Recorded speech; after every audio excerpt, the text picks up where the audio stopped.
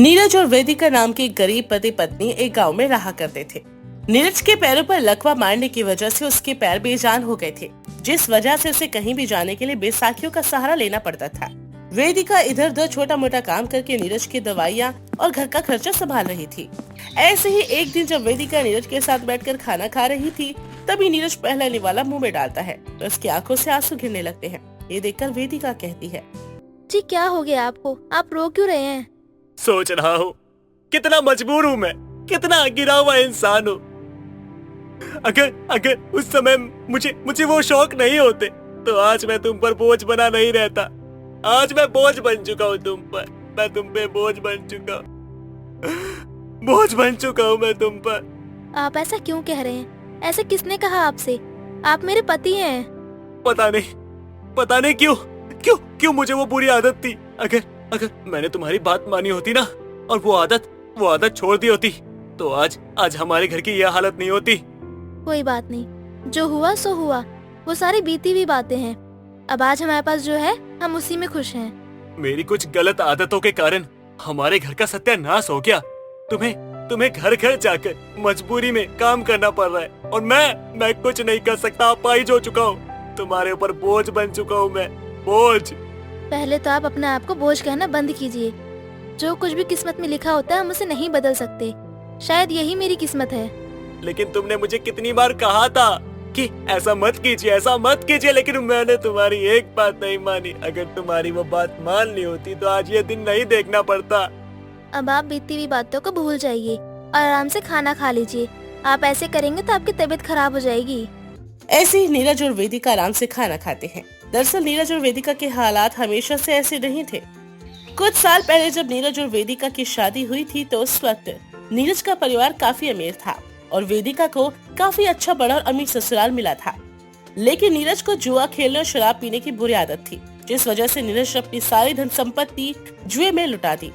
अपने बेटे का ऐसा रूप देखकर नीरज के माता पिता ने भी उसे घर से निकाल दिया था और वेदिका को भी अपना पत्नी धर्म निभाने के लिए नीरज के साथ ही अपना ससुराल छोड़ना पड़ा। जरूरत से ज्यादा शराब पीने की वजह से नीरज की तबीयत खराब रहने लगी थी और एक रोज उसे दिल का दौरा पड़ गया, जिसके बाद से उसके पैरों ने काम करना बंद कर दिया। इन सब के बाद से वेदिका और नीरज गरीबों की जिंदगी जी रहे थे। ऐसे ही एक सुबह वेदिका नीरज से बोलती है, मैं काम करने के लिए बाहर जा रही हूँ, आप अपना ख्याल रखना। ठीक है, लेकिन तुम ना समय से घर आने की कोशिश करना। हाँ, मैं समय से वापस आ जाऊंगी। वैसे आज मौसम भी थोड़ा खराब लग रहा है। अगर ऐसी बात है तो काम पे मत जाओ ना, आराम करो आज। नहीं, जाना जरूरी है। आपको तो पता है ना, मैं नहीं जाऊंगी तो पैसे कहाँ से आएंगे और घर कैसे चलेगा। अच्छा ठीक है चली जाओ, लेकिन हाँ अगर मौसम खराब ज्यादा लगे तो जल्दी वापस आ जाना। आप चिंता मत कीजिए, सब ठीक रहेगा। इतना कहकर वेदिका घर से निकल जाती है। कुछ दूर चलते ही वेदिका को एक गमले वाला अपनी रेहड़ी पर कुछ फूल, सब्जियों और फलों के पौधे रखता हुआ नजर आता है। वेदिका को हमेशा से ही फूल पौधों से बहुत प्यार था। वेदिका उस गमले वाले के पास जाती है और सभी पौधों को देखते हुए बोलती है, भैया ये पौधे कितने के हैं? मैडम जी सब अलग अलग है, 50 का है, 200 का है, 300 का है। आपको कौन सा चाहिए? बहुत ज्यादा महंगे हैं भैया, कोई सस्ता पौधा नहीं है क्या? नहीं मैडम जी, सस्ता पौधा हम नहीं रखते हैं। 50 कौन सा ज्यादा होता है, 50 वाला ले लो। भैया आपके लिए सस्ता है, लेकिन मेरे लिए बहुत ज्यादा महंगा है। मेरे पास 50 रुपए होते तो मैं आपसे पूछती थोड़ी, सीधा खरीद लेती। कोई बात नहीं बहन जी, अगर आपके पास जब पैसा है तब मेरे से ले लेना, लेकिन मैं इससे कम नहीं दे सकता। कोई बात नहीं भैया, रहने दीजिए फिर। अगर आपको पौधे बहुत पसंद है तो आगे जाके छोटी सी नर्सरी है, वहाँ से पौधे खरीद ले। वहाँ पौधे 10 रुपए में मिल जाएंगे, जाकर देख लो, अगर पसंद आए तो ले लेना। शुक्रिया भैया, मैं पता कर लूंगी।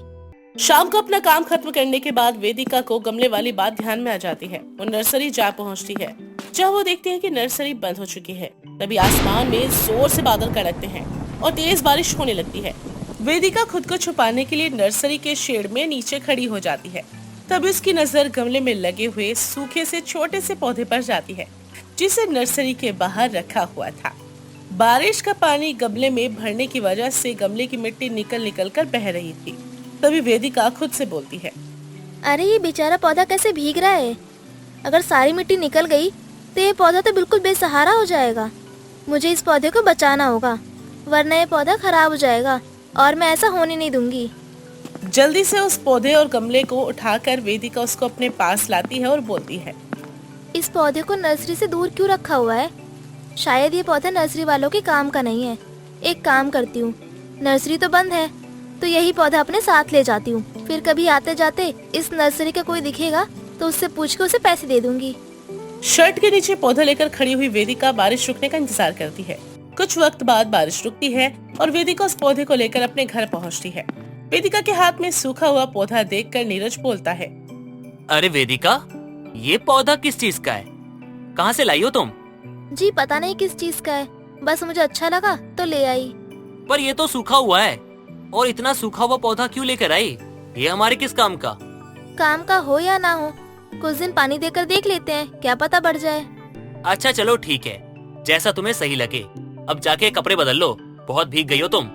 जी हाँ, मैं कपड़े बदलकर आपके लिए और अपने लिए चाय बनाती हूँ। वेदिका उस पौधे को अपने घर के आंगन में रख देती है और कपड़े बदलने के बाद वो चाय बनाना शुरू करती है। दोनों पति पत्नी बारिश का मजा लेते हुए चाय की चुस्कियां भरते हैं।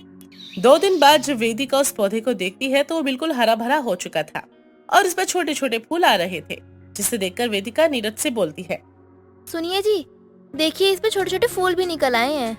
ये तो कमाल की बात है। उस दिन ये पौधा एकदम सूखा हुआ था और आज देखो, आज तो ऐसा इसको देख के लग रहा है। चलो ये तो अच्छी बात है, अब कम से कम पता तो चल जाएगा ये पौधा है किस चीज का। हाँ, अब मैं रोज पानी दिया करूँगा इसे। ऐसे ही दोनों पति पत्नी काफी देर तक बात करते हैं और दिन गुजरते हैं। करीबन 15 दिन बीत जाते हैं। उस पौधे पर लगे सारे फूल अपने आप ही एक एक करके झड़ने लगते हैं। अब उस पौधे पर केवल एक ही फूल बचता है, जिसे देखकर वेदिका बोलती है, अरे ये क्या, ये तो कमाल की बात है। पहले तो ये पौधा बिल्कुल सूखा हुआ था, फिर इतने सारे इसमें फूल आए और फिर सारे फूल झड़ गए, सिर्फ एक ही फूल बचा। मुझे लगता है ये पौधा कुछ अजीब सा है, तभी उन लोगों ने बाहर इतनी दूर रखा था। अब ये एक फूल भी पता नहीं कब तक इस पे लगा रहेगा और कब तक नहीं। अगर ये बच गया तो ठीक है, वरना सब कुछ तो राम भगवान के भरोसे है। ऐसे ही कुछ दिन और बीत जाते हैं। अब उस पौधे पर लगा वो फूल फल का रूप ले लेता है और उस पौधे पर एक छोटा सा अनार लग जाता है। उस अनार को देखकर वेदिका और नीरज बहुत खुश होते हैं। अरे वाह, ये अनार का पौधा था। देखो कितना सुंदर अनार लगा है, एकदम छोटा सा। इतनी मेहनत के बाद इस पौधे में से एक छोटे से अनार को देखकर कितना अच्छा लग रहा है। और पता नहीं अब ये अनार पकने में कितना समय लगेगा और ये कब तक लगा रहेगा, और अगर ये टूट गया तो फिर इस अनार से भी हाथ धोना पड़ेगा।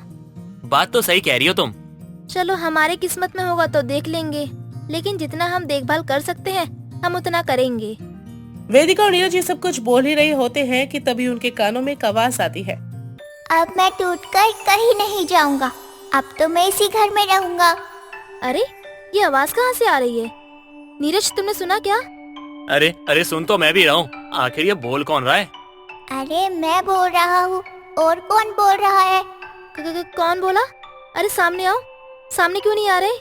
अरे मैं सामने ही तो हूँ, देखो तो पौधे पर लगा हुआ हूँ मैं, एक छोटा सा अनार। ये शब्द सुनते ही वेदिका और नीरज दोनों घर के उस अनार को देखते हैं। अरे ऐसे आंखें बड़ी करके क्यों देख रहे हो मुझे? डर लग रहा है, थोड़ा पीछे हो जाओ। ये कैसा कुदरत का करिश्मा है? तुम तो एक फल हो, फल होकर कैसे बात कर सकते हो? मैं तो सब कुछ कर सकता हूँ, बात भी कर सकता हूँ, गाना भी गा सकता हूँ। पर ये नामुमकिन चीज मुमकिन कैसे हो सकती है? क्योंकि मैं एक जादुई अनार हूँ, इसलिए।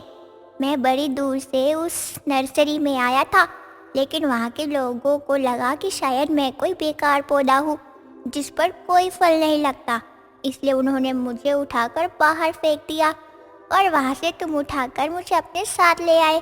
पहले पहले तो तुम्हें भी मैं बेकार लगा, लेकिन तुमने तो मुझे घर से बाहर नहीं फेंका था। यानी इतने समय से हम जो कर रहे थे और जो बोल रहे थे तुम वो सब सुन रहे थे और देख भी रहे थे? और नहीं तो क्या, सब पता है मुझे। ऐसे ही जादुई अनार वेदिका और नीरज तीनों काफी सारी बातें करते हैं। अपने घर में छोटे से जादुई अनार को देखकर नीरज और वेदिका बहुत खुश थे। और ऐसे एक दिन जादुई अनार नीरज से बोलता है, कैसा रहेगा नीरज अगर तुम वापस से अपने पैरों पर चलने लग जाओ तो? वो दिन तो मेरे जीवन का सबसे अच्छा दिन होगा कि मैं अपने पाँव पे चल सकूं। मैं फिर अपनी पत्नी को काम नहीं करने दूंगा, सारा काम मैं करूंगा, सारी जिम्मेदारी मैं उठाऊंगा, कमा के मैं लाऊंगा। दुख के बादल इस बार उसकी जिंदगी में नहीं आने दूंगा। सच कह रहे हो? कहीं अपने पुराने जीवन में लौट तो नहीं जाओगे? क्या क्या तुम्हें मेरे बीते हुए जीवन के बारे में सब कुछ पता है? मुझे तुम्हारा बीता हुआ जीवन, तुम्हारा अब का जीवन और तुम्हारे आने वाला जीवन, हर एक चीज के बारे में पता है। पर ऐसा कुछ नहीं हो सकता, असंभव है ये। बस बोलने के लिए सही लगता है, लेकिन मुझे पता है मैं कभी चल नहीं सकता। अगर तुम चाहो तो मैं ये सब संभव कर सकता हूँ। तुम सच कह रहे हो क्या? मैं एकदम सच कह रहा हूँ, पर तुम्हें मुझसे एक वादा करना होगा। कैसा वादा, बताओ। अगर मैं तुम्हारे पैर ठीक कर दूंगा तो फिर तुम कभी दोबारा गलत रास्तों की तरफ कभी नहीं जाओगे। चाहे तुम्हारे पास कितना भी पैसा क्यों ना आ जाए, तुम वापस से कभी पहले वाले नीरज नहीं बनोगे। मैं वादा करता हूँ फिर कभी बुराई के रास्ते पे नहीं जाऊंगा, कुछ भी ऐसा नहीं करूंगा। बस मेरे पाँव ठीक हो जाए, उसके बाद मैं मेहनत करूंगा और अपनी पत्नी को कमा के खिलाऊंगा। कभी भी दुख और गरीबी उसे महसूस नहीं होने दूंगा। बहुत मेहनत करूंगा, दिन रात काम करूंगा, लेकिन अपनी पत्नी को सारी खुशियां ला कर दूंगा। नीरज की बात सुनकर उस जादुई अनार में से एक तेज प्रकाश उत्पन्न होता है और सीधा जाकर नीरज के पैरों से टकराता है। उस प्रकाश से नीरज के पैरों पर पड़ते ही नीरज के पाँव में जान आ जाती है और उसके पैर एकदम जानदार हो जाते हैं और नीरज पहले की तरह चलने में सक्षम हो जाता है। शाम को जब वेदिका काम से घर आती है तो नीरज को उसके पैरों पर चलता हुआ देखकर उसकी आंखों में खुशी के आंसू आ जाते हैं और वेदिका रोते हुए बोलती है, ये चमत्कार कैसे हो गया? आप अपने पैरों पर चल सकते हैं? हे ईश्वर, आपने जीवन भर की खुशियाँ दे दी मुझे। ये सब कुछ उस जादुई अनार के कारण हुआ है। उसी की शक्तियों के कारण मैं ठीक हो गया। आप सच कह रहे हैं क्या? मैं बिल्कुल सच कह रहा हूँ। इतना कहकर नीरज वेदिका को सारी बातें बताता है, जिसके बाद वेदिका जादुई अनार पौधे के पास जाती है और हाथ जोड़ते हुए कहती है, आपने तो मेरा पूरा जीवन ही परिवर्तित कर दिया। मैं आपकी पूरी जिंदगी एहसानमंद रहूंगी। कोई बात नहीं, मेरा काम तो सिर्फ तुम्हें मार्ग दिखाना था। अब मार्ग पर चलकर अपना जीवन सफल करना तुम्हारे हाथों में है। आप चिंता मत कीजिए, मैं आपसे वादा करता हूँ मैं ऐसा कभी नहीं करूँगा। याद रखना, जिस दिन तुमने मेरा वादा तोड़ा उस दिन ही मेरी शक्तियों का ये जादू खत्म हो जाएगा और तुम वापस से पहले की तरह अपाहिज ही हो जाओगे। मैं इस बात को कभी नहीं भूलूंगा। आपने मुझे नया जीवन दान दिया है। आप मेरे लिए भगवान समान हो। आपके दिखाए हुए हर रास्ते पे मैं चलूंगा। इतने समय तक मैंने अपना जीवन बेकार कर लिया था, लेकिन अब नहीं करूंगा। ऐसा कोई काम नहीं करूंगा जिससे मेरी पत्नी को दुख पहुंचे, और ऐसा कोई काम नहीं करूंगा जिससे मैं खुद की नजर में गिर जाऊं। ऐसा कुछ नहीं करूंगा, मैं आपसे वादा करता हूँ। ऐसे ही कुछ देर बाद अपने आप ही जादुई अनार उस पौधे से गायब हो जाता है। नीरज के पैर ठीक होने के बाद अब नीरज एक अच्छी नौकरी की तलाश करता है और मेहनत से पैसे कमाना शुरू करता है। धीरे धीरे नीरज के घर के हालात सुधरने लगते हैं और जादुई अनार की इस मदद से नीरज और वेदिका का पूरा जीवन सुख से भर जाता है।